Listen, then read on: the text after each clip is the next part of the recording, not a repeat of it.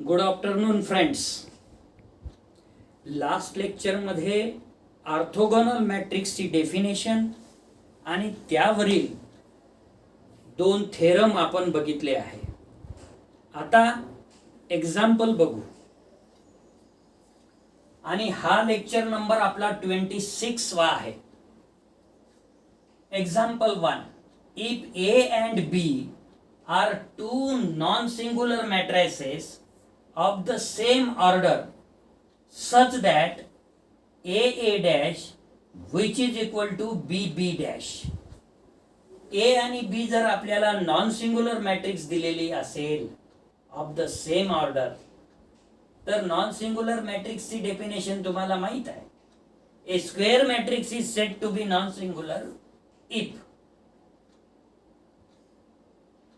mod A is not equal to 0, mod B is not equal to 0 आणि such that a dash which is equal to b dash हा एक result दिलेला आहे. आपल्याला show करायचा आहे, show that there exists an orthogonal matrix P. P आपल्याला orthogonal matrix show करायचा आहे such that a is equal to bp आपल्याला दिलेला आहे. म्हणजे त्याचा वापर आपल्याला करता येईल. A is equal to BP म्हणजेच P is equal to B inverse A सुद्धा लिहिता येईल. मग प्रूफ मध्ये दिलेलं काय आहे, since A dash is equal to B dash, hence A and B must be of the same order. Let A is equal to BP. This implies P is equal to B inverse A. आणि B बद्दल आपल्याला काय माहित आहे, तर B is non singular आहे, त्यामुळे B inverse exist. Now आपल्याला आता प्रूव्ह करायचं आहे की P हे नॉन सिंग्युलर मॅट्रिक्स आहे.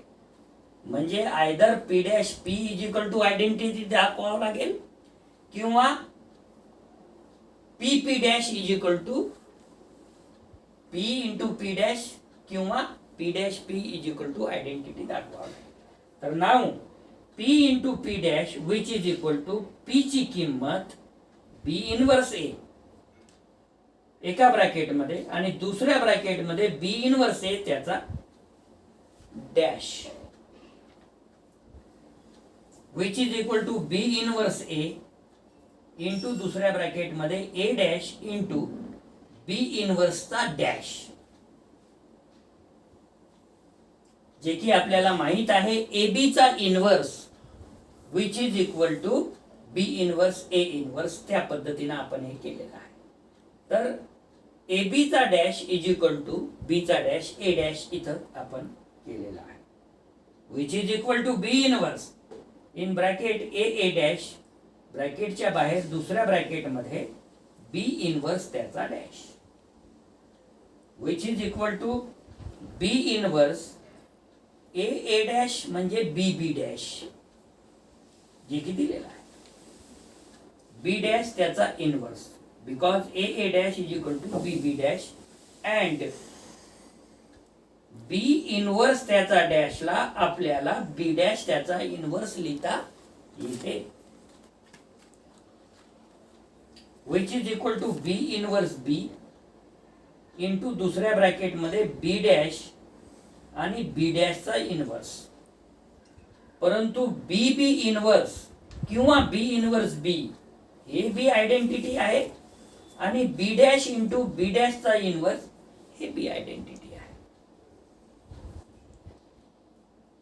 कारण की आपण याच्या आधी हे प्रूव्ह केलेलं आहे. So which is equal to identity. Identity मॅट्रिक्सला आयडेंटिटी मॅट्रिक्सनं जर मल्टिप्लाय केलं तर येणारी मॅट्रिक्स सुद्धा आयडेंटिटीच येते. मग काय मिळालं हो आपल्याला मिळालं P dash which is equal to identity. आणि या रिझल्ट वरून आपण म्हणू शकतो P is an orthogonal matrix. Hence there exist an orthogonal matrix P in bracket which is equal to b inverse a such that a is equal to bp.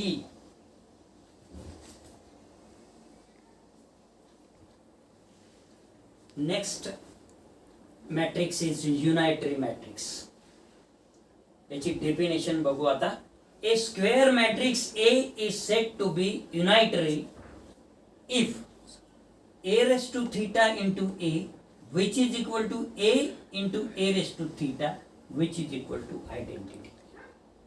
That is if and only if a raised to theta which is equal to a inverse. For example, a is equal to 1 upon under root 2 I upon under root 2 minus I upon under root 2 minus 1 upon under root 2 is an unitary matrix of order 2 by 2. आता जर आपल्याला a raised to theta is equal to a raised to म्हणजे a raised to theta is equal to a inverse दाखवायचं असेल तर a inverse काढण्यासाठी आपल्याला काय काय काढावं लागेल? ऍडजॉइंट ऑफ a काढावं. ऍडजॉइंट ऑफ ए काढण्यासाठी काय करावं लागेल? एक तर को factor of each and element त्याचे ट्रान्सपोज म्हणजे ते सबस्टिट्यूट केल्याच्या नंतर किंवा 2/2 चं आपण एक एक्झाम्पल घेतलेलं आहे ABCD. त्या एक्झाम्पल मध्ये जर आपण A11 समजा ही मॅट्रिक्स आहे ती A11, A12, A21, A22 2/2 ची या मॅट्रिक्स मध्ये जर इंटरचेंज A11 and A22 केलं आणि चेंज द निगेटिव्ह म्हणजे जी काही व्हॅल्यू A12 आणि A21 आहे इथे फक्त मायनस साइन आणि हे इथे येईल आणि ही इथे येईल तर डायरेक्ट आपल्याला म्हणजे इंटरचेंज जर याचं केलं A11 आणि A22 चं तर आपल्याला ऍडजॉइंट ऑफ A मिळून जाईल. तर मग सोबतच आपल्याला डिटर्मिनंट A काढावं लागेल आणि मग adjoint of A is equal to म्हणजे A inverse is equal to adjoint of A divided by determinant A. आणि म्हणून डिटर्मिनंट A काढू पहिले आपण which is equal to determinant मध्ये 1 upon under root 2 I upon under root 2 minus I upon under root 2 minus 1 upon under root 2. याला जर सोडवलं तर -1/2 which is equal to आणि हे होईल मायनस मायनस प्लस I चा वर्ग अपॉन 2 म्हणजेच -1/2. याचं कॅल्क्युलेशन झालं -1 and which is not equal to 0. Determinant A is not equal to 0. पण व्हॅल्यू काय आलेली आहे? -1. Hence adjoint of A which is equal to direct लिहून टाकलेला आहे आपण ही इथे हे इथे -1/2 1 upon under root आणि A21 A12 आणि A21 इंटरचेंज केलेला आहे सॉरी मायनस निगेटिव्ह केलेला आहे तर इथं आला -I upon under root 2 इथं आला minus plus I upon under root 2 जे की इथं आपण म्हणालेलो आहे. For adjoint A interchange A11 and A22 A22 चा अदला बदल केलेली आहे. इथे आला आहे -1 upon under root 2 इथे आलेला 1 upon under root 2 and change the sign of A12 and A21. A12 and A21 चं साइन चेंज केलेली यांची साइन चेंज केली. इथं मायनस येईल इथं मायनस प्लस येईल जे की इथे दिसत आहे तुम्हाला -I upon under root 2 upon आणि हे I upon under root 2. म्हणजे आपण त्याच वेळेस नोट मध्ये म्हणालो होतो की 2/2 मॅट्रिक्सचं ABCDच्या जागेवर कुठल्याही न्यूमरिकल व्हॅल्यूज असेल तर हे वापरता येईल आपल्याला असा रिझल्ट वापरता येईल जो की तिथं काढला होता. आणि hence A inverse which is equal to adjoint of A divided by determinant A. Determinant A ची किंमत मायनस असल्यामुळे या मॅट्रिक्सला मायनसने मल्टिप्लाय केलं इच अँड एव्हरी एलिमेंटला. इथं आलं 1 upon under root 2 minus plus झाला. इथं मायनस मायनस प्लस झाला आय अपॉन अंडर रूट 2, इथे आय अपॉन अंडर रूट 2, इथे 1 अपॉन अंडर रूट 2. हे मिळालं तुम्हाला ए इनवर्स. आता ए थिटा इंटू ए, जर आपल्याला युनायटरी मॅट्रिक्स दाखवायचं असेल ए, तर आपल्याला A theta into A multiplication करावं लागेल. A raise to theta, A theta not A raise to theta, sorry. काय आहे A raise to theta? 1 upon under root 2 i under root 2 minus i under root 2 minus 1 upon under root 2. कसं मिळालं हो? A inverse म्हणजेच A raise to theta. If and only हे काय येईल? A raise to theta. आणि ए ची value काय आहे? 1 upon under root 2 i upon under root 2 minus i upon under root 2 minus 1 upon under root 2. So which is equal to, in bracket multiplication करा. 1 upon under root 2 1 upon under root 2 is 1/2. I upon under root 2 minus i upon under root 2 म्हणजे minus I चा वर्ग upon 2, म्हणजेच I चा वर्ग म्हणजे minus 1 minus minus plus 1 upon.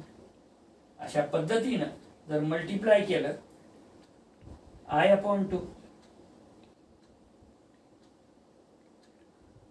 हे काय होईल? Minus i upon 2.